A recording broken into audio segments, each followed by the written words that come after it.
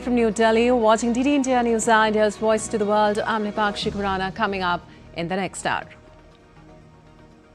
Explosion in a car near Red Fort in New Delhi claims 8 lives. The President, Vice President and Prime Minister Modi condole loss of lives in the blast. Prime Minister takes stock of the situation as Home Minister visits blast site and the hospital. Several Indian states and cities on high alert after the blast. Home Minister Amit Shah, to hold a high-level meeting today, says all angles being probed. Condolences poured in from across the globe. Leaders expressed deep sorrow over the loss of lives in the deadly blast.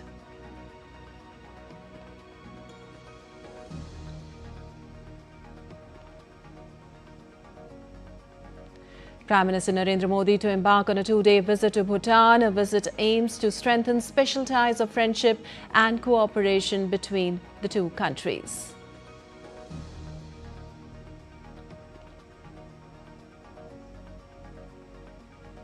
President Droupadi Murmu addresses the Angolan National Assembly, highlights women empowerment in India through grassroots democracy, meets members of Indian community in Angola to attend the 50th anniversary celebrations of Angola's independence.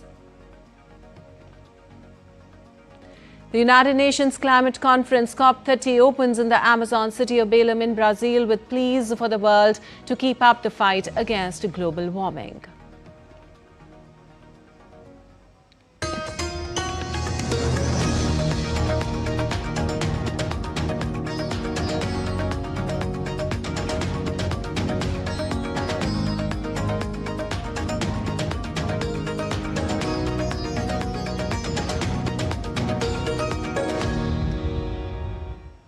And the big news we're tracking here at DD India is 8 people lost their lives and many were injured after a blast in a car near Delhi's Red Fort on Monday evening. Now, the Delhi Fire Services received a call regarding the explosion near the metro station gate number 1 at around 18:52 IST.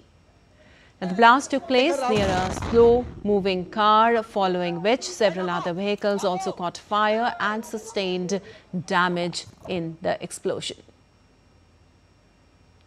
The area was cordoned off and teams of Delhi Police, National Investigation Agency, National Security Guard and Forensic Science Laboratory are investigating the incident.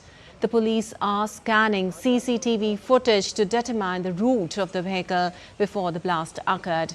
They're questioning locals and asking eyewitnesses to share information about any suspicious activity in the lead-up to the incident. Mobile dump data is also being gathered. No terror outfit has so far claimed a responsibility for the attack.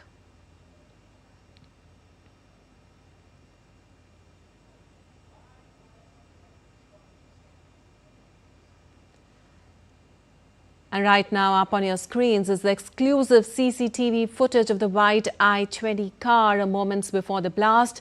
Police is going through the CCTV clips, including the footage from nearby roads and parking toll plazas. The footage is being closely examined to determine who brought the vehicle to the parking area, who entered or exited the car, and who later drove it. Investigators are also tracing the vehicle's full route from where it originated, how it reached the Red Fort parking and how it later proceeded towards the traffic signal located directly in front of the monument.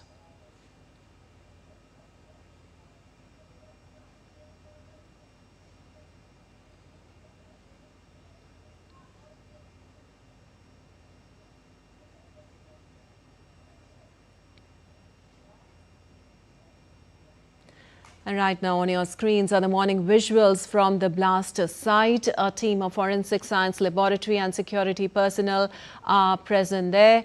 It is to be noted that the blast was so powerful that it shattered windows of vehicles parked several meters away and was heard in the nearby buildings of the congested area. Visuals of the incident showed plumes of fire billowing from the burning cars. The Traders Association said that Chandni Chowk market will be closed on Tuesday due to the blast.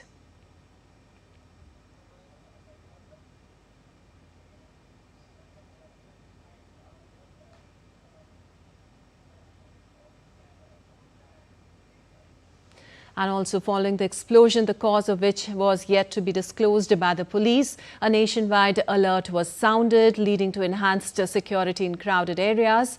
Indian states of Maharashtra, West Bengal, Rajasthan, Haryana, Punjab, Hyderabad, Uttar Pradesh and Uttarakhand are on high alert, and so is Bihar, which is set to vote in the second and final round of polling on Tuesday.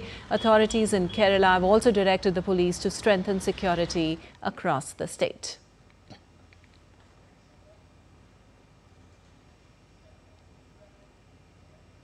Well, after the blast, Prime Minister Narendra Modi also took stock of the situation with Home Minister Amit Shah and other officials. Later, in a social media post on X, he expressed condolences to those who have lost their loved ones in the blast in Delhi earlier this evening. He hoped that may the injured recover at the earliest and those affected are being assisted by authorities. Union Home Minister Amit Shah too said a detailed analysis of the blast will be conducted with top security officers on Tuesday.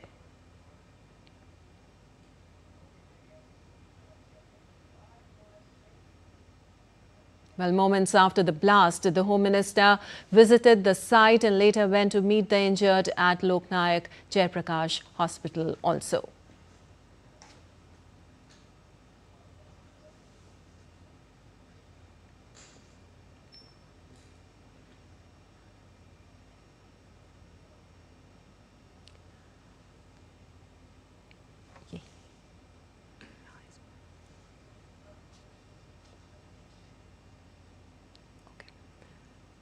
Right up on your screens, you can see Home Minister Amit Shah visiting the Lok Nayak Hospital. He's talking to the injured.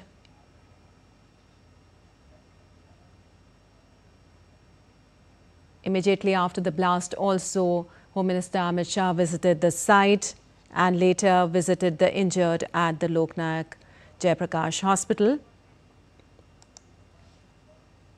And he also informed that the top agencies in the country are investigating the incident with full intensity and that they will go in depth into the incident.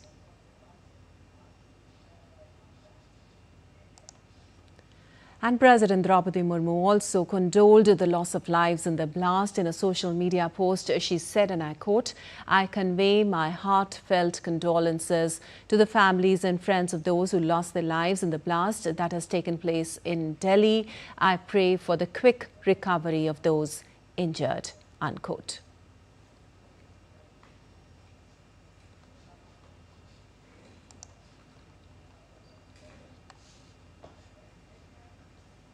And for more on this, we have Kriti Vadhera joining us. Well, Kriti, a little while back, we were showing the morning visuals of the blast site to our viewers. The team of the Forensic Science Laboratories present there gathering evidence. Home Ministers also assured that they will do everything to gather evidence and know the reasons. What is the latest information you have?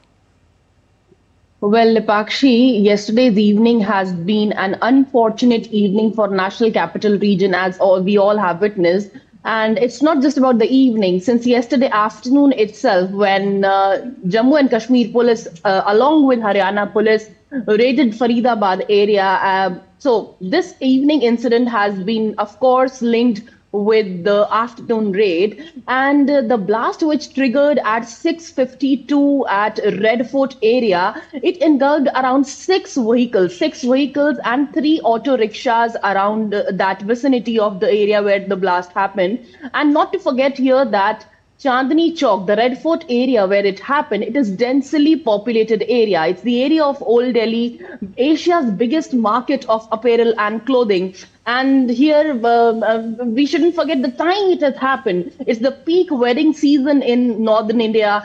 And there is a sense of panic since yesterday evening in Delhiites and, of course, the people who live in NCR, due to which a high security level of security has been deployed near metro stations, in public areas. And, of course, it has been considered as 10-11 for Delhiites. So this unfortunate incident which happened, and One more thing which we got to know was a live bullet casing was also recovered from that particular area in investigation, which just cannot be considered as an accidental incident or a blast in the cylinder of any. And right now, let's take you where Prime Minister is just about to leave for Bhutan. We're bringing you visuals from Delhi right now, where Prime Minister Narendra Modi is preparing to emplane for the 2-day state visit to the Kingdom of Bhutan, scheduled for 11th and 12th of November. This landmark visit aims to reinforce the age-old traditions, age-old friendship and cooperation between India and the Himalayan nation. We can see Prime Minister at the Palam Air Force Station.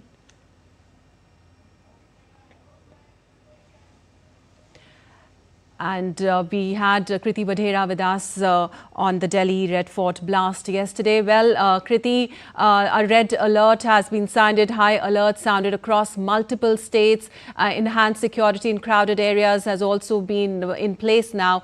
Tell us more. So, as you said, that the city has been prompted with a high alert, and not just Delhi, areas in several major cities of All right, Maharashtra. Kriti, we have one breaking news. Let's tell our viewers that there's a big breaking news coming in. The Delhi Red Fort blast right now, case registered under Section 16 and 18 of the Unlawful Activities Prevention Act and various sections of the Explosives Act and the BNS at the Kotwali police station. That's what the Delhi police has said. The big breaking news coming in, the Delhi Red Fort blast right now, that the case has been registered under Section 16 and 18 of the Unlawful Activities Prevention Act and various sections of the Explosives Act and the BNS at the Kotwali police station, according to the Delhi police. All right, Kriti, you heard the breaking news right now. The case has been registered under Section 16 and 18 of the Unlawful Act Prevention Act. The Delhi police has said that the various sections of the Explosives Act and the BNS at the Kotwali police station. What else do you know about this? Well, when it comes to the main motive behind this blast, that has yet not been confirmed, and the Ministry of Home Affairs has convened a high security level meeting. So all eyes are on the meeting that is going to happen about the investigation. Lepakshi. All right. Kriti, also we are showing the visuals of the site, with the blast site, to our viewers right now. High security, we can see. Yes, of course. See, this is the area of Red Fort where you can see at the blast site a curtain, a big white curtain is displaying on the screen. And this is because, as I said, that it's a densely populated area and there have been a sense of panic in the residents near Chandni Chowk area. So this is the area media is not allowed to, and other people are not allowed to go there. So our entire night, the investigation agencies, central investigation agencies have been working on this site. So yes, it is underway. And as on the screen, I can see the car which had the blast. And it is suspected to enter Delhi from the southern border of the Delhi, which is called Badarpur. The toll plaza we are showing on the screen is the main car where the driver is also being suspected. And of course, this car blast incident is linked with the afternoon incident which happened in Faridabad, the detainment of these terrorists, the doctors. So this is what we are getting from ground, Lepakshi. Also, Kriti, the police are scanning the CCTV footage to determine the route of the vehicle. Do we have any update on that? They're questioning the locals also. See, this car was registered in Haryana as the registration number came last night itself, and this was registered in Haryana. And yes, of course, it entered from Faridabad, although it is said that the car went into a resale mode, and the first owner of the car, Muhammad Salman, was arrested by police last night. And yes, all the CCTV footages of this way from Faridabad till Red Fort are being figured out that what is the real cause, what has been the definitive motive of this blast. So all eyes are on the high security level meeting of Ministry of Home Affairs. All right. Thank you so much, Kriti, for all that information, and we'll keep taking more as the day progresses.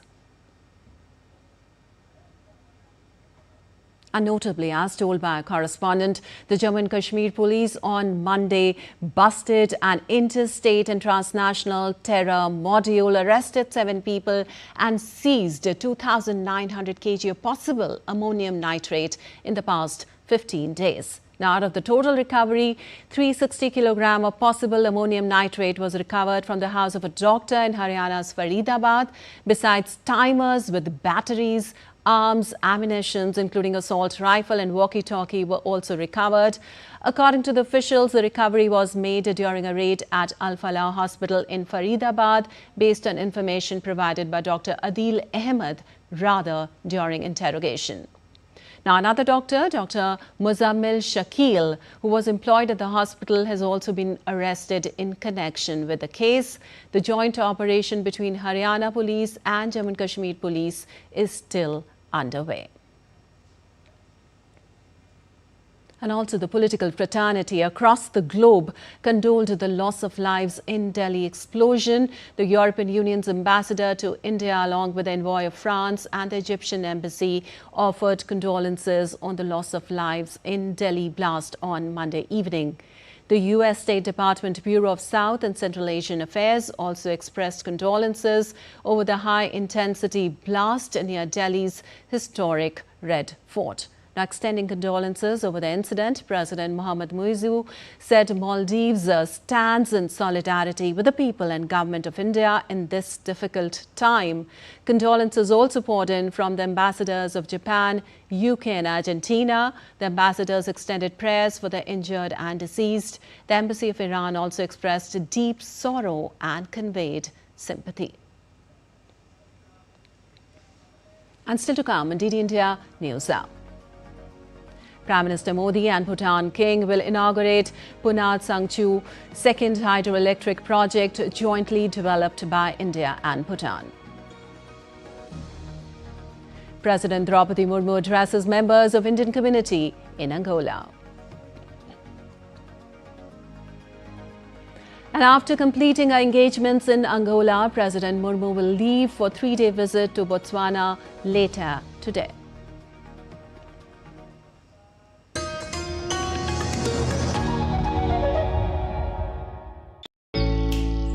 Jharkhand will mesmerize you with majestic nature, rich heritage and colorful culture. Hello. Johar. It fits perfectly. Thank you. Full workout हो गया. Ready?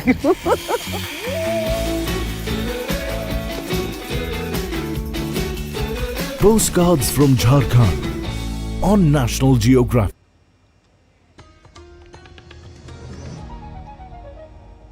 Welcome back. You're watching DD India News. I'm Lipakshi Khurana, and moving on. Prime Minister Narendra Modi is visiting Bhutan from the 11th to 12th of November. The visit will mark the celebration of civilizational ties and shared Buddhist heritage. It will also build upon India's neighborhood first policy and highlight the development partnership between India and Bhutan.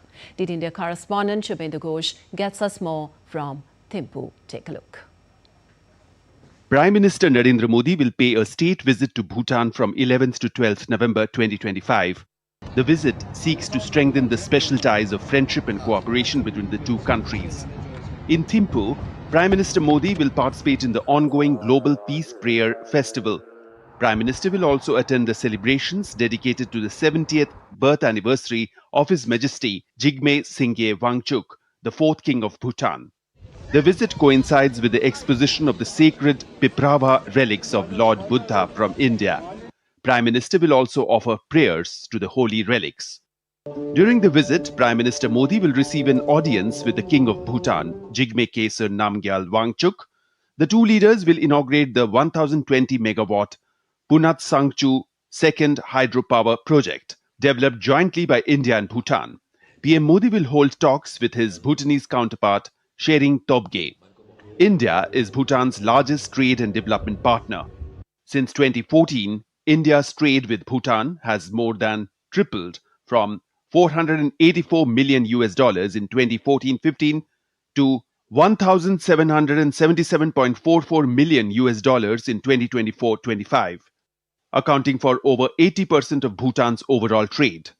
India is also helping Bhutan in capacity building efforts by partnering in the Gyalsung project, a skill development initiative for the youth. This will be the fourth visit of PM Modi to the Himalayan kingdom since taking office. Prime Minister Narendra Modi's visit to Bhutan will offer great opportunities to take forward cooperation in diverse areas.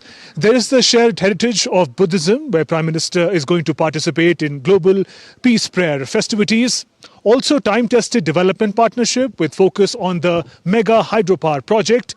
The leaders will also have the opportunity to take forward cooperation and discussions on railway connectivity and emerging technologies. With camera person Saurabh, Shubhendu Ghosh for DD India in Thimphu. Well, there are around 50,000 Indians presently living and working in Bhutan in sectors such as infrastructure development, hydropower, education, trade and commerce. Some members of the diaspora spoke with DD India and expressed great optimism about India-Bhutan ties and Prime Minister Modi's visit. Me and, in fact, entire Indian diaspora is extremely excited about PM Modi's visit to Bhutan, and we welcome him. And as far as the Indo-Bhutan relationship is concerned, I think that Gilfu Mindfulness City is going to open a new vistas of cooperation and collaboration between the two countries, especially in the area of new technology. Indo-Bhutan friendship is a friendship of the country of Lord Krishna and Lord Buddha, where Buddhism mixes with Hinduism here. And so for economic cooperation, I was just observing the new railway projects that are going to start very soon, as well as the 2024 India and Bhutan Treaty regarding hydropower and other green energies. So these are opening many new dimensions. I also wish a longer and stronger bonding between Bhutan and India. Two personalities, two leaders of great stature and great persona we're going to see together, and that's why we're very excited. About the way forward, I feel that the era, it's like, an era of climate change, when we should be talking about climate change, both the countries, and we should have partnership to bring about this. I truly appreciate and admire this transparent Indo-Bhutan relationship, which has its historical significance. And I really appreciate in the sense that it is so transparent, and this non-intervening nature makes this tie so very special. And talking about our respectable Prime Minister coming to Bhutan, I'm really very excited. And moving on, President Droupadi Murmu will be concluding her historic visit to Angola today with attending the 50th anniversary celebrations of Angola's independence. Early on Monday, President Murmu addressed the Angolan parliamentarians at their National Assembly in Luanda. President Murmu said it was a matter of great pride to address the National Assembly of Angola and its representatives, praising the country's inspiring journey from its freedom struggle to peace and democracy. She added that the relationship between the two nations is based on mutual trust, respect, shared values and economic and social development. The President also spoke about the strong parliamentary tradition between the two countries. Bharat विश्व का सबसे बड़ा लोकतंत्र है और Angola Africa के सबसे गतिशील लोकतंत्रों में से एक है। दोनों ही इस विश्वास पर आधारित है कि प्रत्येक नागरिक की आवाज़ मायने रखती है और शासन का उद्देश्य कुछ लोगों की ही नहीं बल्कि सबकी सेवा है। हम दोनों देशों की संसदों के बीच एक्सचेंजेस और संसदीय व्यवस्था के सुचारू संचालन से जुड़ी बेस्ट प्रैक्टिसेस को साझा करने का स्वागत करते हैं। Well, President Murmu also mentioned the representation of women in both the countries and encouraged participation of women in Angola's parliament. विश्व की सबसे बड़े लोकतंत्र की महिला राष्ट्रपति होने के नाते मुझे ये देखकर अत्यंत प्रसन्नता है कि अंगोला की संसद में महिलाओं का उल्लेखनीय प्रतिनिधित्व है। संसद के 39% से अधिक सदस्य महिलाएं हैं। ये जेंडर इक्वलिटी और इंक्लूसिव गवर्नेंस का प्रेरणादायक उदाहरण है। Also, President Droupadi Murmu addressed the members of the Indian community at a reception hosted by the Ambassador of India to Angola at Luanda. Addressing the enthusiastic gathering of Indian community members, President Murmu said India greatly values its relationship with its African partners, particularly Angola, and called it a partnership that is rooted in equality, mutual trust, and shared aspirations for the progress. The President underlined that there are immense opportunities to further strengthen trade, investment and people-to-people links. She urged the members of the Indian community in Angola to take an active part in endeavours to realise shared prosperity of India and Angola. Well, after completing her engagements in Angola, President Murmu will leave for a 3-day visit to Botswana later today. Her program here includes bilateral talks with her counterparts, President Duma Boko, an address to the National Assembly of Botswana, and a visit to sites of cultural and historical importance. In an exclusive conversation, DD India correspondent Shabi Dar spoke with Indian High Commissioner to Botswana, Bharat Kumar Kutahai. Listen in. The Honourable President of India is on a state visit to the Republic of Botswana, a visit that marks the new chapter in India's relationship with Africa. To understand the significance of this visit and what it means to India-Botswana bilateral relationships, we are joined by His Excellency, India's High Commissioner to Botswana, Mr. Bharat Kumar. Your Excellency, I will begin by asking you about the significance of this visit and what it means to India-Botswana relationship.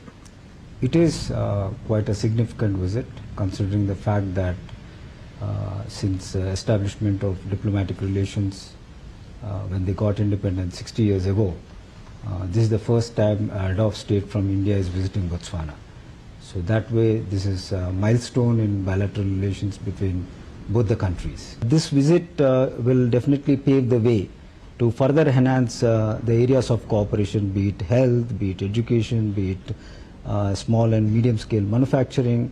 The opportunities are actually quite a lot in terms of further strengthening our relations. So can you share as the overview of the trade and investment ties between the two countries?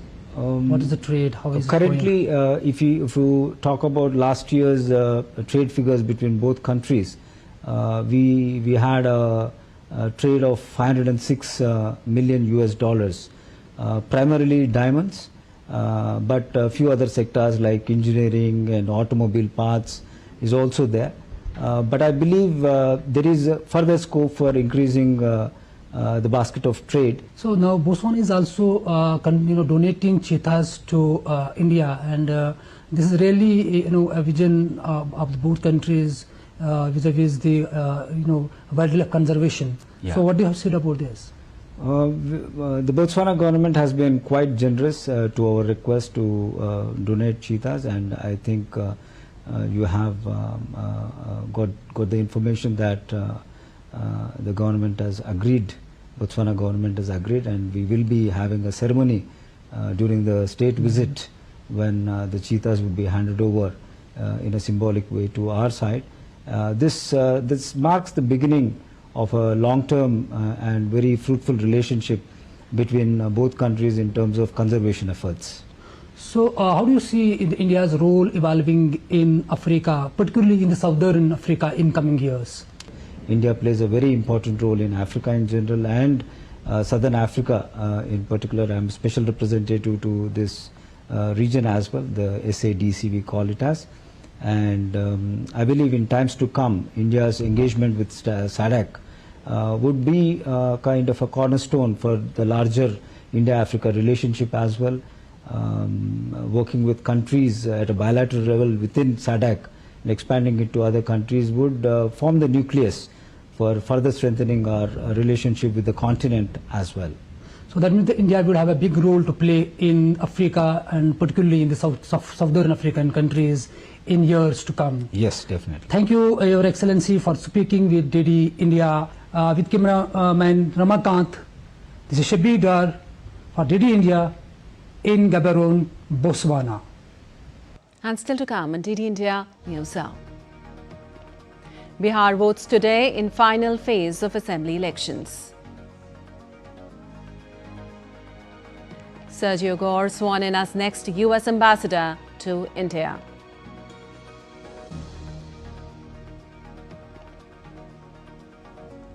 And in a significant outreach to the Indian diaspora, the Consulate General of India in Toronto is organizing special consular camps across Canada this month.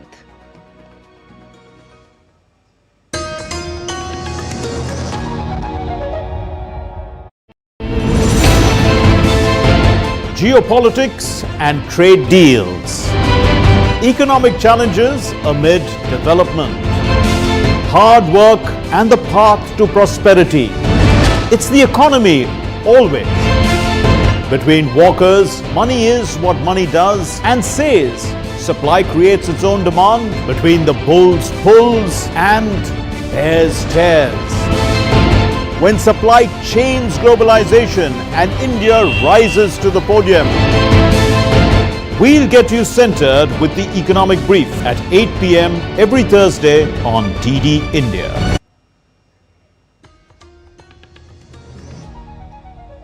Welcome back. You're watching DD India News. I'm Lipakshi Khurana, and moving on. Bihar is witnessing the second and final phase of its high-stake Assembly Elections 2025 on Tuesday as voting gets underway from 7 a.m. IST across 122 constituencies spread over 20 districts. This concluding phase will play a decisive role in shaping the composition of the next state government. A total of 1,302 candidates are in the fray in this phase, which covers parts of central, western and northern Bihar. Nearly 3.7 crore voters are eligible to cast their ballots at 45,399 polling stations, the highest ever set up for an election phase in the state. Security has been significantly tightened across sensitive and vulnerable booths, with paramilitary forces stationed in key areas. Additionally, several points along the India-Nepal border have also been sealed to prevent any cross-border movement or illegal activities that could disrupt the electoral process. The counting of votes for all 243 constituencies will take place on the 14th of November.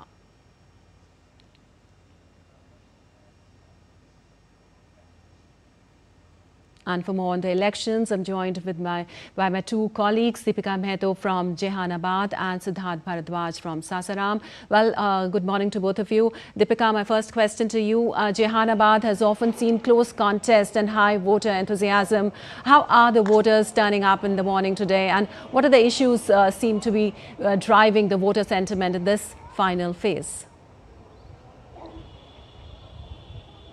Good morning, Lipakshi. We are right now at one of the modern polling stations here in Jehanabad, which has been decked with all the arrangements that can be made possible by the Election Commission here. Now, after what exactly happened in Delhi yesterday after the Red Fort blast, the security have been specifically beefed up and tightened here across different polling stations of Jehanabad as well. Now, Jehanabad was once a Naxal hit area but got free in the year 2005. This was one of the concern for the Electoral Commission, but again what happened yesterday has become one of the main reasons to tighten up the security. Now I would request my camera person to pan the camera and so show you first of all the security arrangements, which has been doubled up. We've been seeing right now that all the security at each gate, you have 2 security officials. There are so many women who are lining up to cast their vote. You were also talking about the enthusiasm of the voters. That also we will show you that how enthusiastically people are coming out in large numbers to cast their vote, and specifically the women and elderly. And talking about the security officials, 2 security officials for each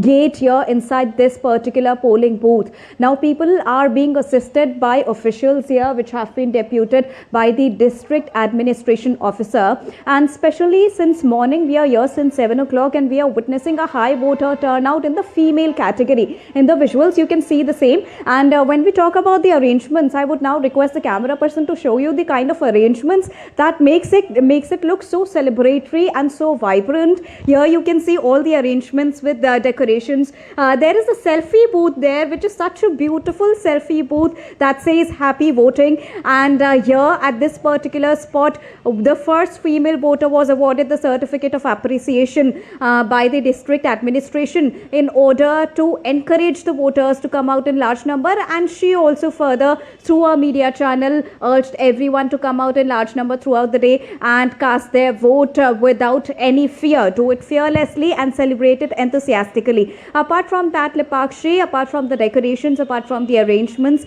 special medical desks have also been set up. And very interestingly, the officials are also, offering sweets and toffees to all the voters who are coming here to cast their vote. So every possible measure is being ensured for the voters to come out in large number and cast their vote here at Jehanabad, Lipakshi. All right, Deepika, we can definitely see the vibrant and colourful booths behind you. Siddharth, you are in Sasaram right now, and Sasaram and the surrounding regions have a mix of urban and rural constituencies. How is voter participation shaping up there, and what's the overall mood among the electorate? Oh, first of all, a very good morning to you, Lipakshi. And the voter turnout, we cannot say as of now. But then, the voters are coming since 7 a.m. here to cast their vote. And you've said rightly, I'm here in Sasaram. This comes under Rohtas district, where there are 7 seats. And this is one of the seats. And I'm here at a model booth. I would like to first show you the environment on ground zero, how the people are lined up. I would request my camera person, and I'll move from the frame to show our viewers what is the actual excitement on the ground. There are people lined up to cast their vote, and this is a booth which is managed by women. So as far as the security measures are concerned, the Lipakshi, then people are not even allowed to take their smartphones inside the polling booth.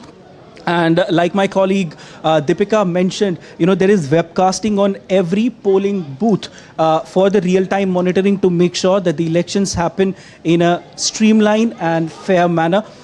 This time around, in this second phase, there are 122 seats that are going for the polls, and the total number of candidates are 1,302. So yeah, definitely it's a major test for the NDA and for the Mahagathbandhan. The NDA comprises of 5 parties, as we know: the BJP, the LJP, the JDU, the HAM, the RLM. And on the other hand, when we talk about the Mahagathbandhan, which is the Grand Alliance, it comprises of India, it comprises of left and other parties as well. VIP is also a party, Vikashsheel Insan Party. So it's a stern test and neck-and-neck competition between Mahagathbandhan and the NDA. Also, there is a third party in the fray of Prashant Kishore, which is called the Jan Suraj Party. But as far as the numbers are concerned, let me give you some statistics, Lipakshi. What usually happens in elections here in the state of Bihar is that around 55 to 61% votes, they go to the major alliance like the NDA and the Mahagathbandhan, which is the Grand Alliance. The remaining 39% goes to the independent candidates and also the small parties. But apart from that, when among these small parties and independent candidates, they give their support to either of the alliance, the remaining percentage is somewhere around 90 to 20%. So there is not much in store when we talk about the Jan Suraj Party or Prashant Kishore.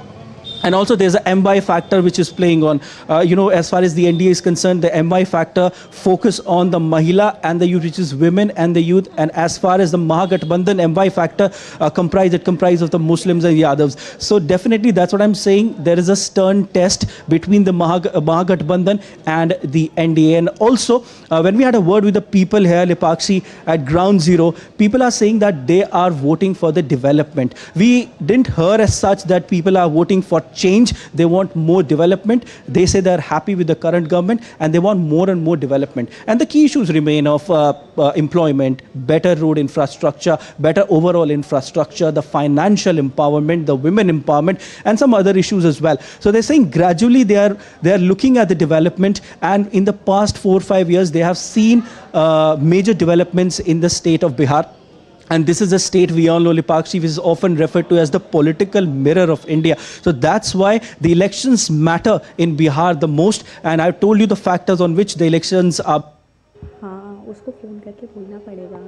There are 15 lakh plus first-time voters who are very, very excited. When we had a word with them, they are really excited to come here and to vote. As far as the facilities in this booth are concerned, at this booth where I am, this is a model booth. All the facilities are there, including the clean drinking water, ramp for the persons with disabilities, and also some other facilities as well. So yeah, people are coming here in large numbers since 7 a.m. and they are voting. We have to remember the historic voter turnout in the first phase, Lipakshi, which was somewhere 65% plus. And this time around as well, we are looking at more and more voter percentage. With the way people are coming in and casting their vote, we will be confirmed by the end of the day. Yes, Siddharth, we can see the line behind you of the voters, and this phase, of course, includes key seats which will affect the final outcome. Thank you to both of you for joining us and giving us the details from there. And moving on, Sergio Gore was sworn in as the next US ambassador to India on Monday, with President Donald Trump presiding over the swearing-in ceremony. Gore thanked Trump for entrusting him with the responsibility of the relationship with India and said, "I look forward to enhancing the relationship between our two nations. I look forward to doing a great job for you." In August, Trump nominated Sergio Gore as India's next ambassador and special envoy for South and Central Asian affairs. During his testimony before the Senate Foreign Relations Committee in September, Gore had emphasized that India is one of the most important relationships US has in the world.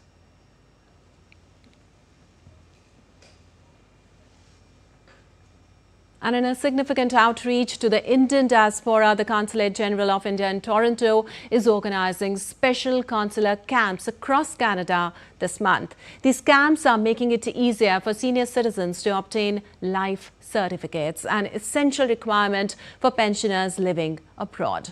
On Sunday, one such camp was held in Brampton, drawing a strong response from the community. Our correspondent Tarun Paul Singh brings us this ground report from the venue. Canada's first snow is here, but it's not stopping the Indian Consulate from helping the people. Life certificate initiative has been taken by Indian Consulate. Huge lines are there. They are getting help from every corner. Let's talk with some people and know more about that. Here at the Sikh Heritage Centre in Brampton, the community hall has transformed into a makeshift consular office for the day. Since early morning, dozens of Indian origin senior citizens have been arriving to obtain their life certificates for pension purposes. The normally tranquil centre is bustling as consular staff and local volunteers work together to assist the elderly attendees. They don't take much time. They are very polite. They are cooperative. So we are very happy that the Consulate General of India has provided such an efficient staff. In the main hall, help desks have been set up where consulate officials verify documents and issue life certificates on the spot. The service is provided free of charge and each certificate is processed within minutes. Local Indian pensioners have warmly welcomed this initiative. Many vote that having such service in own community saves them from long journeys or navigating complicated procedures. They describe the camp as efficient and well organized, a far cry from time-consuming process they faced in years past. For these elderly attendees, the convenience brought by the camp is more than just the time saved. It's reassurance that they have not been forgotten by the authorities back home. Yeah, couldn't have been a better day though. But it was good, well organized, and I think the staff came before time. And I think everyone's here for the same purpose, and it was nicely done. Everybody is putting their efforts just for the betterment of the old citizens of Indian origin. Yes, yeah, these are actually necessary with a lot of diaspora coming from India and other parts, so this obviously is needed. A life certificate is an annual document required by Indian authorities for pensioners to prove they are alive in order to continue receiving their pension. In the past, overseas pensioners has often traveled to India or seek costly attestation abroad to fulfill this requirement. Now these hurdles have been removed. One of the first such camps earlier this month saw nearly 700 pensioners attended, highlighting the high demand for these services among the diaspora. This Brampton camp is a part of series of outreach events being held by the Consul General of India in Toronto throughout November. By bringing this facility to community centres, the Consulate is ensuring the efficient service delivery and the welfare of senior citizens remain a priority. Tarun Paul Singh, DD India, Brampton, Canada. And moving on, New Delhi will host a two-day international conference on green hydrogen from today. Focus remains on India's ambitious goal of national hydrogen mission. The event will also see participation from leading international organizations. DD India's Tapas Bhattacharya reports for more. India is taking another decisive step towards a cleaner and greener future. The Ministry of New and Renewable Energy, Government of India, is hosting the International Conference on Green Hydrogen on the 11th and 12th of November at Bharat Mandapam, New Delhi. This landmark event will bring together global leaders and policy makers, industry experts, researchers and innovators, all united by one vision, a sustainable hydrogen-powered world. Under the framework of the National Green Hydrogen Mission, the conference aims to accelerate India's leadership in green hydrogen from production and infrastructure to demand creation and global collaboration. India is aggressively pursuing green hydrogen production and use through its National Green Hydrogen Mission, with the goal of reaching 5 million metric tons of capacity per annum by 2030. This initiative aims to decarbonize various sectors, reduce fossil fuel imports, create over 6 lakh jobs, and position India as a global hub for green hydrogen production and export. The event will also see participation from leading international organizations, reinforcing India's growing role in the global hydrogen ecosystem. With India leading the global transition to clean energy, the International Conference on Green Hydrogen 2025 marks another milestone in the nation's great journey. From innovation to implementation, this platform paves the way for sustainable growth and global cooperation. With Camperson Satyaprakash, this is Tapas Bhattacharya for DD India from Delhi. And still to come on DD India Newshour. US Senate passes bill to end government shutdown, sends to House of Representatives for approval. British-Hungarian writer David Szalay wins Booker Prize for novel Flesh.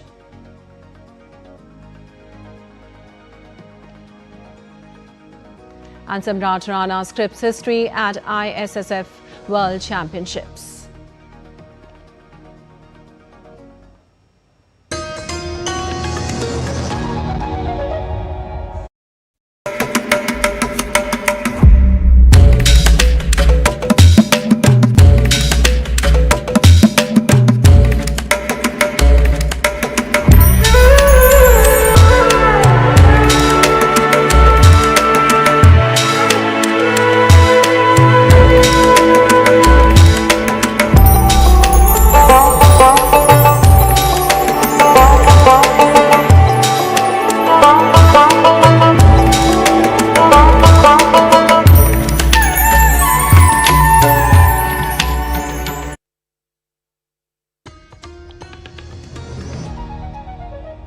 Welcome back. You're watching DD India News. I'm Lipakshi Khurana, and moving on. The US Senate on Monday passed a bill that will fund the government through January 30th and fund some agencies like the Department of Agriculture and Veteran Affairs for the remainder of the fiscal year. The bill narrowly passed by a 60-40 vote. 8 Democrats voted for the bill. Senator Rand Paul was the only Republican to vote against the bill. It next heads to the Republican-controlled House of Representatives, where Speaker Mike Johnson has said he would like to pass it as soon as Wednesday. If it passes there, it would go to President Donald Trump for his signature and end the government shutdown now in its 41st day. U.S. President Donald Trump said on Monday that the deal to end the government shutdown was very good, adding that he would abide by the agreement while noting some terms might still change.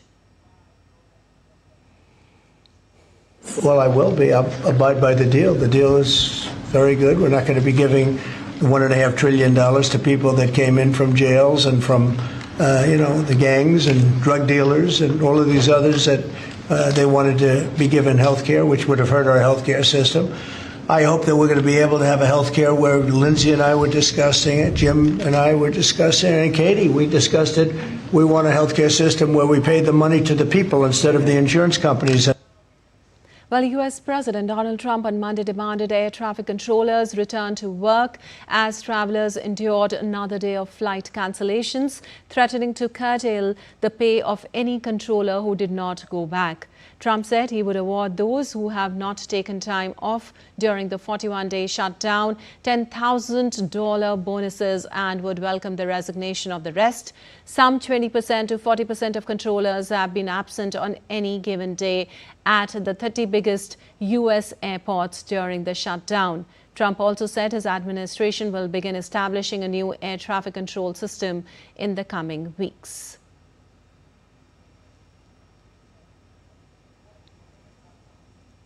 We are now in the process, we're in final bids of getting the finest system anywhere in the world. I've analyzed it. Sean Duffy has been working really hard on it, doing a fantastic job, by the way.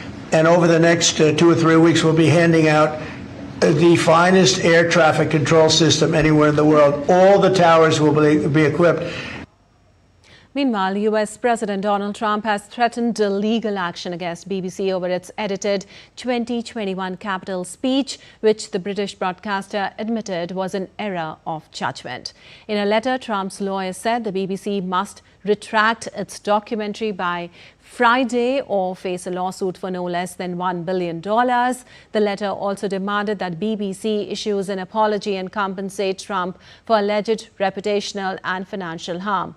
A BBC documentary misrepresented Trump's January 6 speech, omitting his calls for peaceful action, which his lawyers deemed false and defamatory. The controversy and broader criticism led to the resignation of BBC Director General Tim Davie and News Chief Deborah Turnus. Early on Monday, BBC Chair Samir Shah apologized for the edit but denied systematic bias following a leaked internal report criticizing the broadcaster's coverage ahead of the 2024 US election.